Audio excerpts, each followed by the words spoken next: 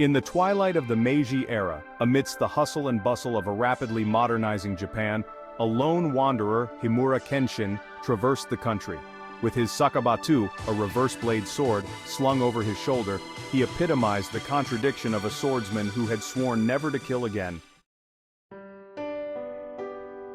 Kenshin's past as Battousai the Manslayer was known to only a few, and he preferred it that way.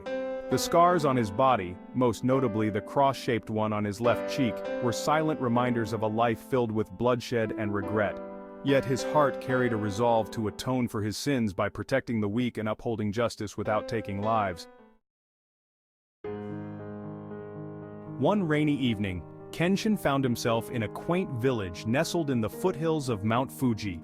The village, called Sora no Yume, had been plagued by a band of ruthless outlaws led by a former samurai named Takeda Goro. Goro, embittered by the loss of his status and purpose in the new era, sought to carve out his own kingdom through fear and intimidation. The villagers, desperate and oppressed, pleaded with Kenshin for help. Moved by their plight, he agreed to confront Goro and his men. As he approached Goro's hideout, Kenshin felt the familiar weight of responsibility settle on his shoulders. Though he had left his past behind, the present still demanded the skills he had honed as Battousai. The confrontation was swift and decisive. Kenshin's movements were a blur, his sakabatu striking with precision and control. One by one, Goro's men fell, incapacitated but alive. Finally, Kenshin faced Goro himself, the former samurai's eyes burning with rage and desperation. "Goro, why do you fight for these weaklings?" Wanderer Goro spat, drawing his katana. Kenshin's eyes, usually warm and gentle, hardened with resolve. "Kenshin, because they deserve a future free from fear, because I have vowed never to kill again, but I will not let tyranny go unchallenged."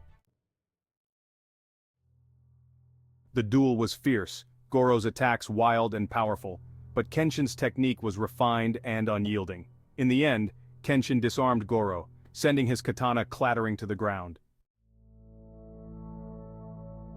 Goro knelt, defeated and broken, the weight of his own failures crushing him.